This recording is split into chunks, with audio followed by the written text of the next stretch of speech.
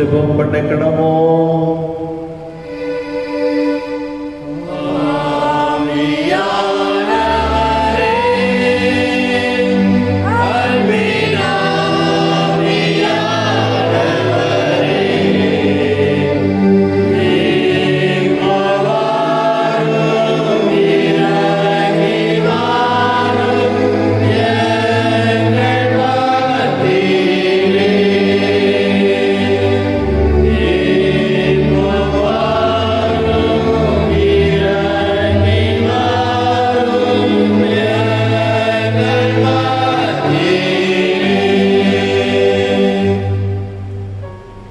பிதாவே, இந்த புதிய மாதத்திற்காக நான் உங்களுக்கு நன்றி செலுத்துகிறப்பா. உங்களுடைய பிரதான கிருபையினாலே ஜூன் மாதத்தை கடந்து ஜூலை மாதத்திற்குள்ளே பிரவேசிக்கும் பாக்கியம் தந்திருக்கிறீர். ஸ்தோத்திரம், ஸ்தோத்திரம், ஸ்தோத்திரம், ஸ்தோத்திரம் அப்பா. கடந்து வந்த பாதையிலே நீர் எங்களை பலப்படுத்தி எங்களை தாங்கி ஏந்தி சுமந்து வந்திருக்கிறீர். ஸ்தோத்திரம். இப்படிதான ஒரு கால சூழ்நிலையிலும் இப்படி பாதுகாப்பு எங்களோடு கூட இருந்தமைக்காக ஸ்தோத்திரம் அப்பா. அன்பின் கர்த்தாவே, தனிப்பட்ட வாழ்க்கையிலே, குடும்ப வாழ்க்கையிலே நீர் பாராட்டிய நன்மைகளை எல்லாம் நினைத்து எங்களுடைய உள்ளத்தின் ஆழத்தில் நமக்கு ஸ்தோத்திரங்களை செலுத்துகிறோம். இந்த புதிய மாதம் ஒவ்வொருவருக்கும் மிகுந்த ஆசீர்வாதமாக இருக்கட்டும். இந்த ஆராதனை வழியாக நாங்கள் நமக்கு செலுத்துகின்ற துதிதோத்திரங்களை நீர் ஏற்றுக்கொள்ளும். குறிப்பாக புதிய நன்மையினாலும் புதிய ஆசீர்வாதங்களினாலும் எங்களை நிரப்பும். நீர் கொடுக்கிற வாக்குத்தத்தங்கள் என்னுடைய வாழ்க்கையிலே ஆமென்றும் ஆமேன் என்று பலிதமாகட்டும். தொடர்ந்து உடைய பிரசன்னம் உடைய வழியிடத்தில் இந்த ஆராதனை நிறைவாயிருப்பதாக. பங்கு பெறுகின்ற அனைவரையும் இருக்கிற இடங்களிலே உம்முடைய ஆசீர்வாதத்தினாலே நிறைத்தரணும். இயேசு கிறிஸ்துவின் மூலம் வேண்டிக் கொள்கிறோம் பிதாவே. தேவநாமத்திற்கு மகிமை உண்டாக. 200 கீதங்களில் 405வது பாடலை பாடுகிறோம். 405 ஆ களிகூர்ந்து பூரித்து என்ற பாடலை நாம் பாடுகிறோம்.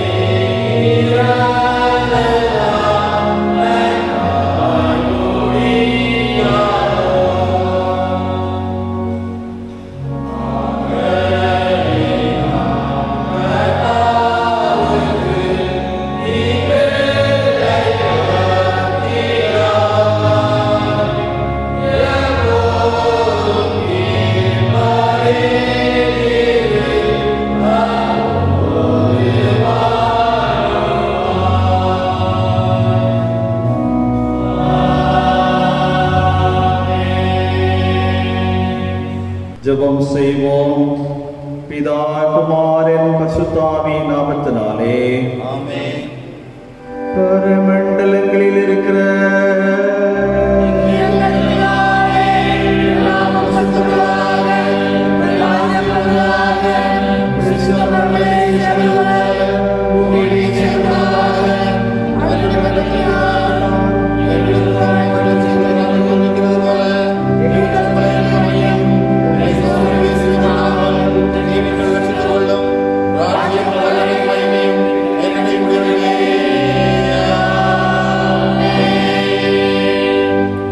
ஆண்டவரே, எங்களது உடைகளை திறந்தருளோ.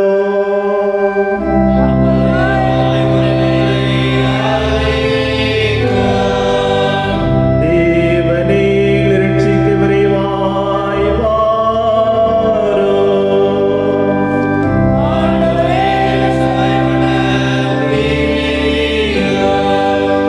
பிதாவுக்கும் குமாரனுக்கும் பரிசுத்தாவிக்கும் மகிமை உண்டாவதாக.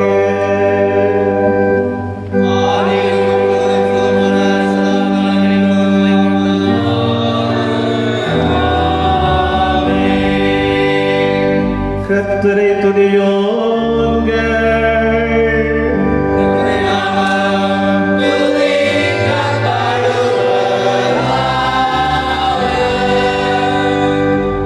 சிறப்பு சங்கீதமாக 46ஆம் சங்கீதம். சங்கீதம் 46 நாம் வரைவரையே வாசிப்போம். தேவன் நமக்கு அடைக்கலமும் பலமும் ஆபத்து காலத்தில் அனுகூலமான துணையுமானவர்.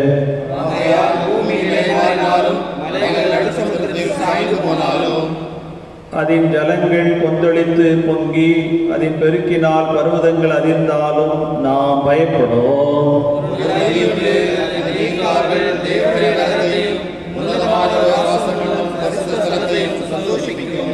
தேவன் அதன் நடுவில் இருக்கிறார், அது அசையாது. அதிகாலையிலே தேவன் அதற்கு சகாயம் பண்ணுவார்.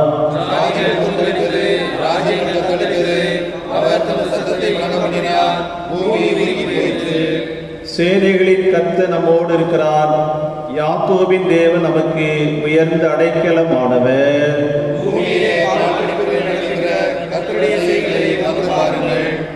அவர் பூமியின் கடைமுனை மட்டும் யுத்தங்களை ஓய பண்ணுகிறார். வில்லை ஒடித்து ஈட்டி முறிக்கிறார். ரதங்களை நெருப்பினால் சுட்டரிக்கிறார்.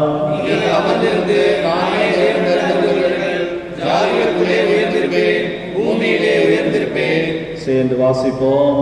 சேனைகளின் கர்த்தர் நம்மோடு இருக்கிறார். யாக்கோபின் தேவன் நமக்கு உயர்ந்த அடைக்கலமானவர். Amen.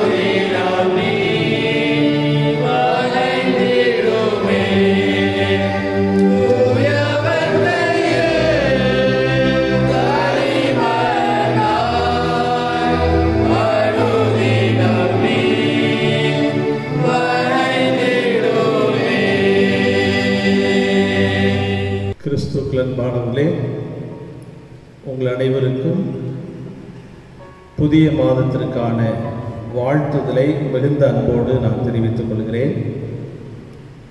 ஆண்டவருடைய பெரிதான கிருபையினாலே ஜூன் மாதத்தை கடந்து ஜூலை மாதத்திற்குள்ளே பிரவேசிக்க தேவன் நமக்கு கிருபை செய்திருக்கிறார். ஆண்டவர் நமக்கு பாராட்டிய எல்லா நன்மைகளுக்காகவும் ஆண்டவருக்கு நாம் ஸ்தோத்திரம் செலுத்துவோம். இது புதிய மாதம் நம் அனைவருக்கும் மிகுந்த ஆசீர்வாதமாக இருப்பதாக. இந்த மாதத்திற்கான வாக்குத்தத்தமாக நான் எடுத்துக்கொண்ட வேத வசனம் 1 ராஜாக்களின் புஸ்தகம் 6ஆம் அதிகாரம் 13ஆம் வசனம். 1 ராஜாக்கள் 6ஆம் அதிகாரம் 13ஆம் வசனம். இஸ்ரவேல் புத்திரர் நடுவிலே வாசம் பண்ணி என் ஜனமாகிய இஸ்ரவேலை கைவிடாதிருப்பேன் என்றார். என் ஜனமாகிய இஸ்ரவேலை கைவிடாதிருப்பேன் என்றார். அன்பானவர்களே, ஆண்டவராகிய கடவுள் இஸ்ரவேல் மக்களை தெரிந்து கொண்டார். இஸ்ரவேல் மக்கள் உடன்படிக்கையின் மக்கள். ஆண்டவர் இஸ்ரவேல் மக்களை பார்த்து சொல்கிறார், நீங்கள் என் ஜனங்கள், நான் உங்கள் தேவன். இங்கேயும் அதே வார்த்தையை ஆண்டவர் பயன்படுத்துகிறார், என் ஜனமாகி இஸ்ரவேல். அப்படியானால் ஒரு உரிமையுள்ள உறவு இருப்பதை நாம் அங்கே பார்க்கிறோம். கடவுளுக்கும் இறை மக்களுக்கும் இடையே இருக்கின்ற உரிமையுள்ள உறவு. இங்கே நாம் பார்க்கிறோம், ஆண்டவர் சொல்லுகிற அருமையான ஒரு வார்த்தை, கைவிடாதிருப்பேன். அன்பானவர்களே, இது தேவனுடைய வார்த்தை, உற்சாகமூட்டுகின்ற ஒரு வார்த்தை, தைரியப்படுத்துகின்ற ஒரு வார்த்தை, நம்பிக்கையூட்டுகின்ற ஒரு வார்த்தை மாத்திரமல்ல, நம்மை பலப்படுத்துகின்ற ஒரு வார்த்தை. ஆண்டவராகிய கடவுள் இஸ்ரவேல் மக்களை கரம் பிடித்து வழி நடத்தினார், கரம் பிடித்து கொண்டார்.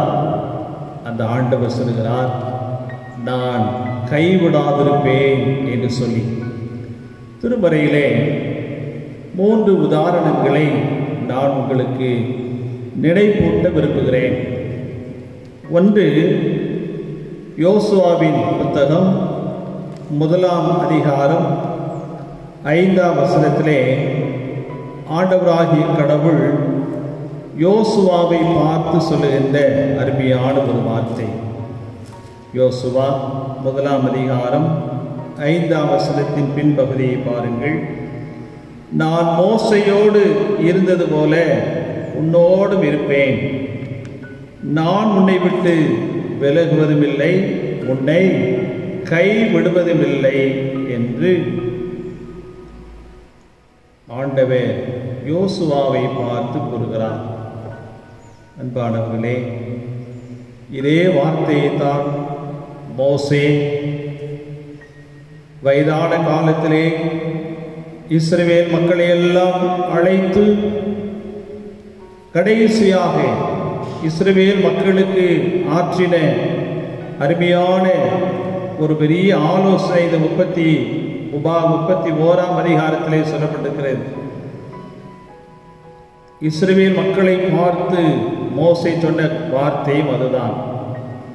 6ஆம் வசனத்தை பாருங்கள். நீங்கள் பலங்கொண்டு திடமனதாயிருங்கள், கர்த்தர் தாமே உன்னோடு கூட வருகிறார், அவர் உன்னை விட்டு விலகுவதும் இல்லை, உன்னை கைவிடுவதும் இல்லை. அதே வார்த்தையை 7ஆம் வசனத்திலே மோசே யோசுவாவை அழைத்து சொல்லுகின்ற வார்த்தை, அவர் உன்னை விட்டு விலகுவதும் இல்லை, உன்னை கைவிடுவதும் இல்லை என்று சொல்லி. அன்பானவர்களே, யோசுவாவை பார்த்து ஆண்டவர் சொல்லுகிற வார்த்தை, நான் உன்னை கைவிடுவதில்லை. ஒருவேளை இந்த யோசுவா மோசேயினுடைய பணிவிடைக்காரன். யாத்திராகமத்தின் புஸ்தகம் 33ஆம் அதிகாரம் 11ஆம் வசனத்திலே மோசேயின் பணிவிடைக்காரன் மாத்திரமல்ல, ஆசரிப்பு கூடாரத்தை விட்டு நீங்காமல் இருந்தான். ஒரு வாலிபன் என்று இங்கே சொல்லப்பட்டிருக்கிறது. ஆக வாலிப காலத்திலேயே ஆண்டவருடைய பிரசன்னத்தை உணர்ந்தவன். வாலிப நாட்களிலேயே மோசையோடு பணிவிடை செய்தவன். ஆகவே மோசேயை தொடர்ந்து இஸ்ரவேல் மக்களை வழிநடத்துகின்ற பொறுப்பு யோசுவாவுடைய கரங்களிலே கொடுக்கப்படுகிறது. மோசே மரித்த பின்பு என்று யோசுவா 1ஆம் அதிகாரம் 1ஆம் வசனத்திலே பார்க்கிறோம்.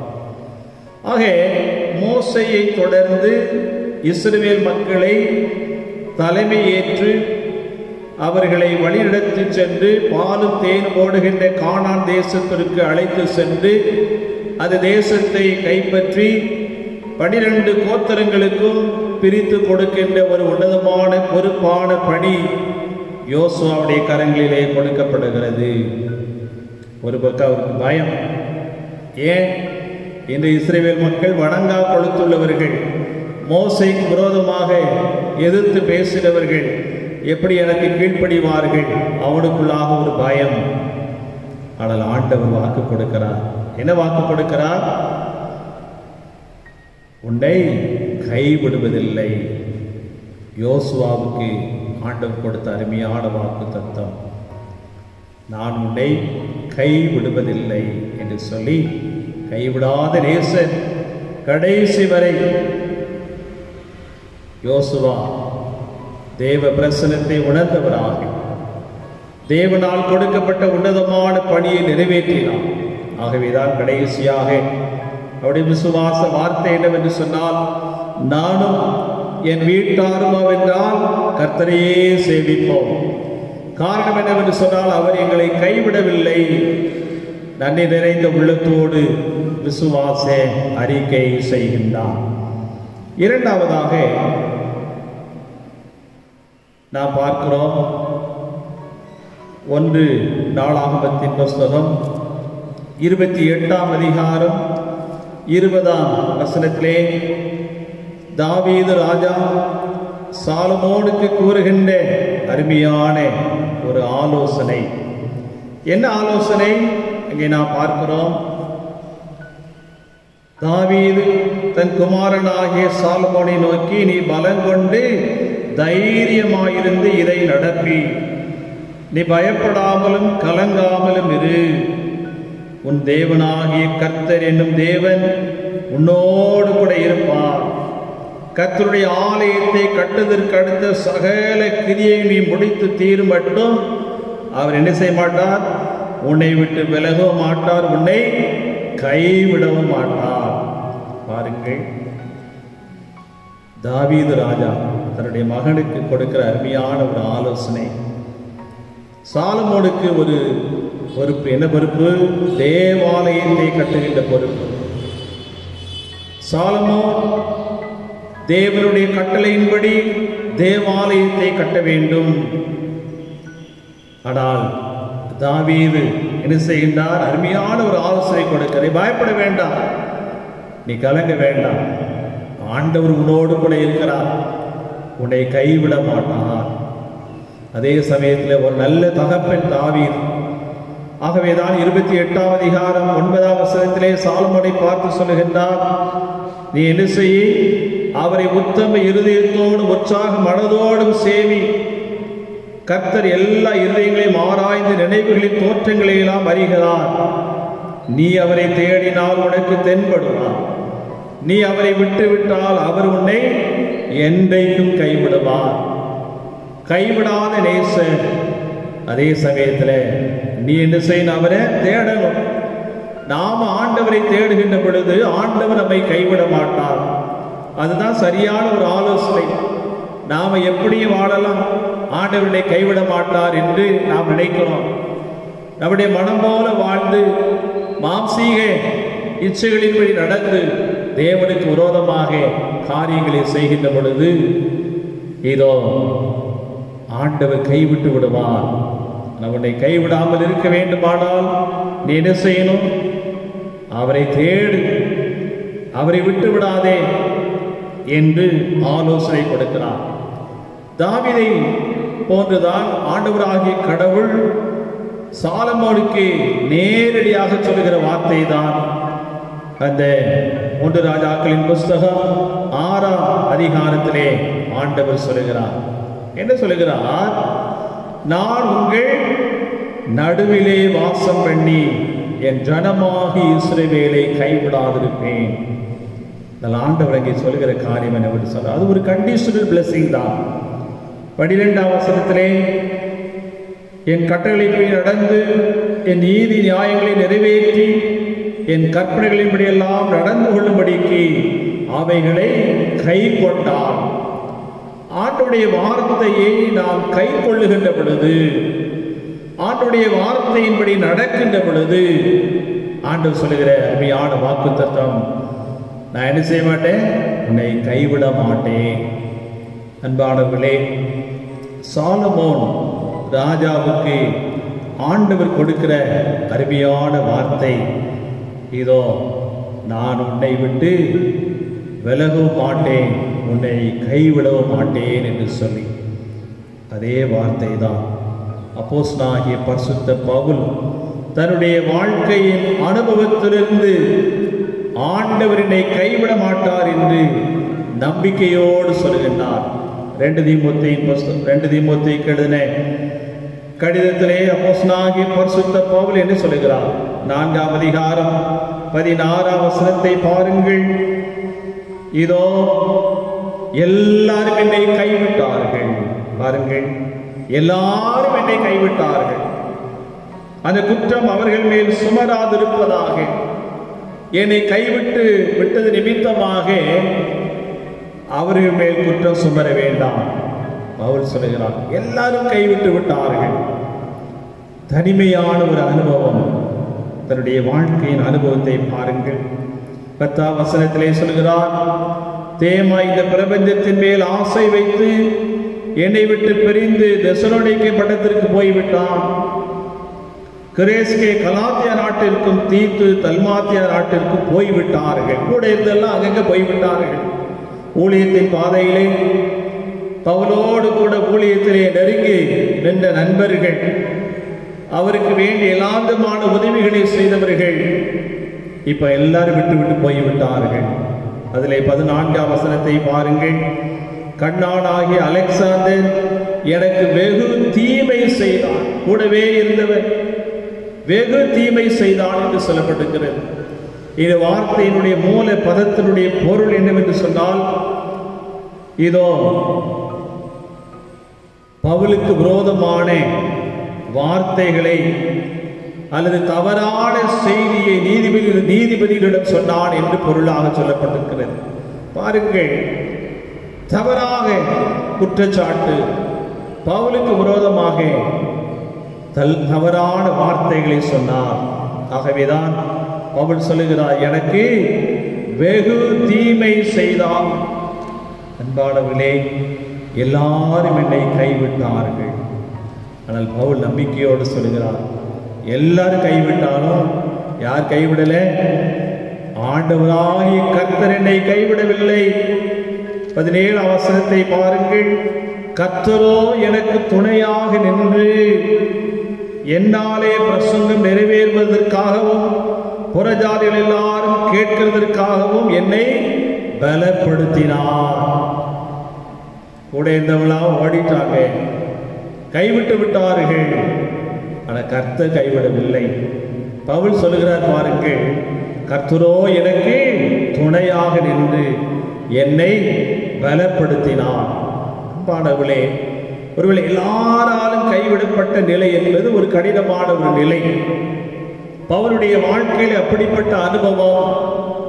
ஆனால் பவுல் நம்பிக்கையோடு ஆண்டவர் என்னை கைவிடவில்லை என்று நம்பிக்கையோடு சொல்லுகின்றான். ஜோன்ஸ் ஆஃப் ஆர்க் என்று சொல்லக்கூடிய அருமையான ஒரு சகோதரி, பிரான்ஸ் தேசத்தை சார்ந்தவர்கள். ஒருவேளை அவருடைய வாழ்க்கை வரலாற்றை குறித்து நாம் பார்க்கின்ற பொழுது, இள வயதிலேயே தேசத்திற்காக போராடிய ஒரு சகோதரி, இள வயதிலேயே விசுவாசத்திற்காக தைரியமாக நின்ற ஒரு சகோதரி. அவருடைய வாழ்க்கை வரலாற்றை நாம் படித்து பார்க்கின்ற பொழுது இரத்த சாட்சியாக மரித்தாள் என்றும் சொல்லப்படுகிறது. பின் நாட்களிலே புனிதர் பட்டம் அவளுக்கு கொடுக்கப்பட்டது. இவள் தன்னுடைய வாழ்க்கையில பல சமயங்களிலே தனிமைப்படுத்தப்பட்டாள், அநேகரால் கைவிடப்பட்ட சூழ்நிலை. ஆனால் இந்த ஜோன்ஸ் ஆஃப் ஆர்க் என்ன செய்தாலாம்? நம்பிக்கையோடு ஒரு வார்த்தை சொன்னார்களாம். என்ன வார்த்தை சொன்னார்கள்? It is better to be alone with God என்று சொல்லி, ஒருவேளை எல்லாரும் கைவிட்டு விட்டாலும் தேவனோடு தனிமையில் இருப்பது மிகவும் நல்லது என்று சொல்கிறார். பாருங்கள், எல்லாரும் கைவிட்டு விட்டார்கள், ஆனால் தேவனோடு தனிமையாக இருப்பது மிகவும் நல்லது என்ற ஒரு அருமையான விசுவாச வார்த்தை. ஆகவேதான் பாடுகளின் மத்தியிலும் விசுவாசத்திலே நிலைத்திருந்து தேவநாமத்தை மகிமைப்படுத்தினாள் என்று சொல்லி வரலாறு சொல்லுகிறது. அன்பானவர்களே, இது அருமையான புதிய மாதத்திலே ஆண்டவர் நமக்கு தருகிற அருமையான வாக்கு தத்தம் அதுதான். இஸ்ரவேல் புத்திரர் நடுவிலே வாசம் பண்ணி என் ஜனமாகி இஸ்ரவேலை கைவிடாதிருப்பேன். அதே வார்த்தையை யோசுவாவுக்கு உறுதிப்படுத்தின ஆண்டவர், சாலமோனுக்கு உறுதிப்படுத்தின ஆண்டவர், பவுல் தன்னுடைய வாழ்க்கையிலே உறுதிப்படுத்தி கொண்டார். அதே வார்த்தையை நம்முடைய வாழ்க்கையிலும் இப்பொழுது இருக்கிற இந்த கொடிதான ஒரு காலம், ஒருவேளை எங்கு பார்த்தாலும் குவாரண்டைன் என்று சொல்லப்படுது, தனிமைப்படுத்துதல். இதோ தனி நபராக தனிமைப்படுத்துகின்ற ஒரு சூழல். சிலர் குடும்பமாக தனிமைப்படுத்தப்படுகிறார்கள். சில இடங்களிலே நாம் பார்க்கின்ற பொழுது ஒரு தெருவே தனிமைப்படுத்தப்படுகிறது, சில ஊர்கள் தனிமைப்படுத்தப்படுகிறது. காரணம் என்று சொன்னால் கொடிய ஒரு கொள்ளை நோய் பரவி கொண்டிருக்கிறது. அன்பானவர்களே, இப்படிப்பட்டதான கொடிய ஒரு காலத்திலும் ஆண்டவர் உங்களுக்கும் எனக்கும் தருகிற அருமையான ஒரு வாக்கு தத்தம் தான் இந்த அருமையான வசனம். இதோ இஸ்ரவேல் புத்திரர் நடுவிலே வாசம் பண்ணி என் ஜனமாகி இஸ்ரவேலை கைவிடாதிருப்பேன். இந்த புதிய மாதத்திலே ஆண்டவர் தருகிற வாக்கு தத்தம் இந்த வாக்கு தத்தம். ஆண்டவரே, எப்பேற்பட்ட சூழ்நிலையாக இருந்தாலும் நீ கொடுக்கிற வாக்கு தத்தங்களை நாங்கள் நம்புகிறோம். யார் கைவிட்டாலும் என் ஆண்டவர், என் இயேசு கிறிஸ்து என்னை கைவிட மாட்டார் என்று நாங்கள் நம்புகிறோம். அந்த நம்பிக்கையின் அடிப்படையிலே எங்களை அர்ப்பணிக்கிறோம் என்று சொல்லி கடவுளே கரங்களிலே நம்மை அர்ப்பணிப்போம். இந்த புதிய மாதம் நம் அனைவருக்கும் ஆசீர்வாதமாய் இருப்பதாக. நாம் தலை தாழ்த்தி நாம் ஜெபம் செய்வோம். ஜெப நிலையிலே ஒரே ஒரு கவியை நாம் பாடலாக பாடுகிறோம். கைவிடார் இயேசு கைவிடா நம்மை ஒரு போதும் அவர் கைவிடா நம்மை ஒரு போதும் அவர் கைவிடா கைவிடார் இயேசு கைவிடா சாத்தானின் சேனைகள் சதிநாசமோசங்கள் நேர்ந்தாலோ சேனைகளின் கர்த்தர் இயேசு நமக்காக யுத்தங்கள் செய்வார். சேனைகளின் கர்த்தர் இயேசு நமக்காக அயுத்தங்கள் செய்வார். கைவிடா இயேசு கைவிடா நம்மை ஒருபோதும் அவர் கைவிடா நம்மை ஒருபோதும் அவர் கைவிடார். கைவிடா இயேசு கைவிடா. அன்பின் பிதாவே, நீர் எங்களுக்கு ஈவாக கொடுத்திருக்கிற புதிய மாதத்திற்காக நன்றி சொல்லுகிறோம். கடந்து போன மாதம் முழுவதும் எங்களுக்கு பாராட்டிய எல்லா நன்மைகளை நினைத்து நன்றி நிறைந்த உள்ளத்தோடு ஸ்தோத்திரம் செலுத்துகிறோம். குறிப்பாக இந்த புதிய மாதம் எங்களுக்கு ஆசீர்வாதமாக இருக்க நீர் எங்களுக்கு கொடுத்திருக்கிற நல்ல வாக்கு தத்தங்களுக்காக நன்றி சொல்லுகிறோம். அப்பா, அன்பின் கர்த்தாவே, இஸ்ரவேல் புத்திரர் நடுவிலே வாசம் பண்ணி என் ஜனமாகி இஸ்ரவேலை கைவிடாதிருப்பேன் என்று எங்களுக்கு வாக்கு தந்திருக்கிறேன். அவ்விதமாக கைவிடாதிருக்கிற ஆண்டவர் எங்களுடைய கரங்களை பிடித்துக் கொள்ளும். நாங்கள் ஒவ்வொரு நாளும் உடைய பாதத்தை பற்றி கொண்டு உம்முடைய திருசுத்தத்தை நிறைவேற்றக்கூடிய கிருபைகளை எங்களுக்கு தான். அன்பின் கர்த்தாவே, எல்லாரும் கைவிட்டாலும் சூழ்நிலைகள் எல்லாம் கைவிடப்பட்ட ஒரு சூழ்நிலையாக இருந்தாலும் கர்த்தரோ எனக்கு துணையாக நின்றார் என்று பவுல் சொல்லியவனமாக எங்கள் ஒவ்வொருடைய வாழ்விலும் நீ துணையாக நின்று இந்த புதிய மாதத்திலே எங்களுக்கு வழிகாட்டியாக இருந்து எங்களோடு கூட இருந்து எங்களை கைவிடாது கரம் பிடித்து தாங்கி வழி நடத்த வேண்டும் என்று எங்கள் ஆண்டவர் இயேசு கிறிஸ்துவின் மூலம் வேண்டிக் கொள்கிறோம் பிதாவே. ஆமென்.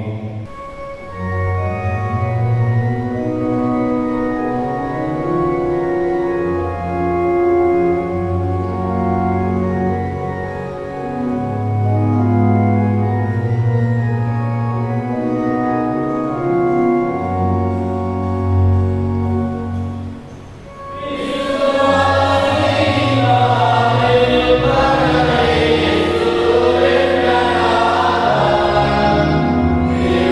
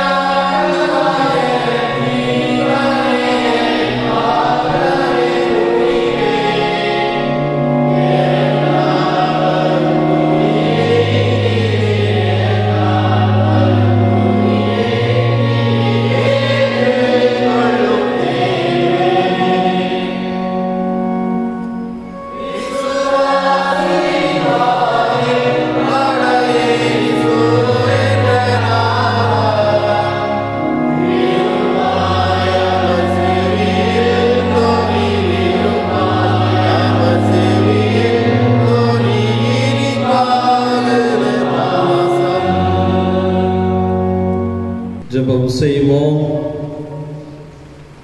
அன்பின் பிதாவே, நாங்கள் உமக்கு ஸ்தோத்திரம் செலுத்துகிறோம் அப்பா.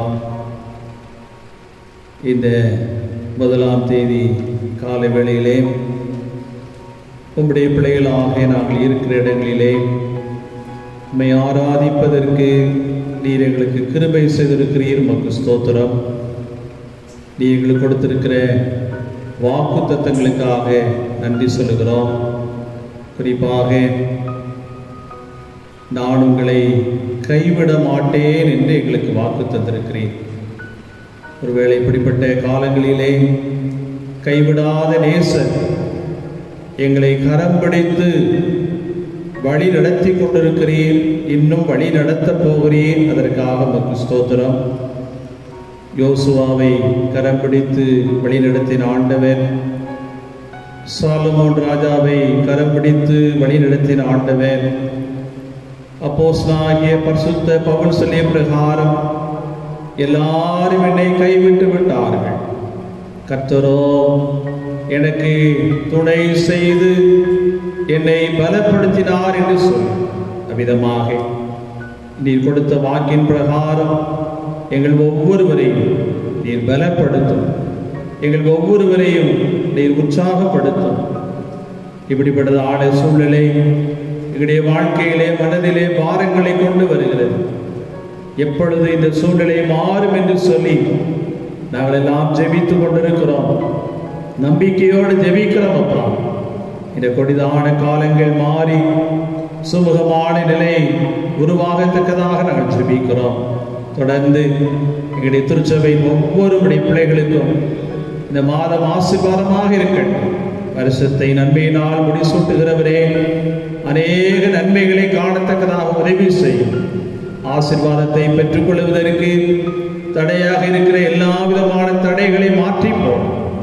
தொடர்ந்து ஆண்டவரே, நான் உனக்கு போதித்து நீ நடக்க வேண்டிய வழியை உனக்கு காட்டுவேன். உன்மேல் என் கண்ணை வைத்து உனக்கு ஆலோசனை சொல்லுவேன் என்று வாக்கு கொடுத்திருக்கிற விதமாக எங்களுக்கு வேண்டிய நல்ல ஆலோசனைகளை தான் இந்த மாதம் முழுவதும் கிருபை இருக்கிற எங்களோடு இருப்பதாக. தீமைகளுக்கு விலைக்கு பாதுகாத்துக் கொள்ளும். இந்த ஆறாலே பங்கு பெற்றிருக்கிற ஒவ்வொருவரையும் பெயர் சொல்லி ஆசீர்வதியும். துதி கன மகிமை புகழெல்லாம் உமக்கே செலுத்துகிறோம். எங்கள் ஆண்டவர் இயேசு கிறிஸ்துவின் மூலம் வேண்டிக் கொள்ளுகிறோம் பிதாவே.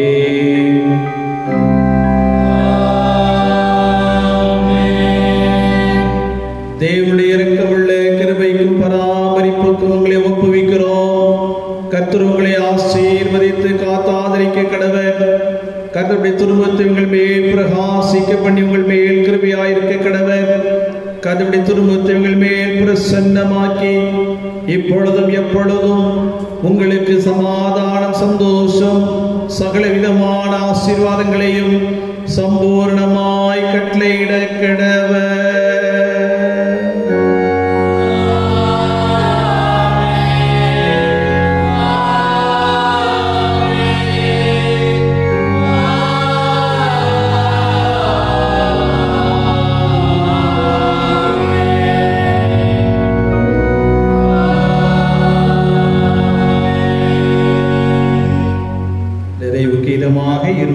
கீதங்களில் 592 தேவ ஆசீர்வாதத்தோட இந்த பாடல்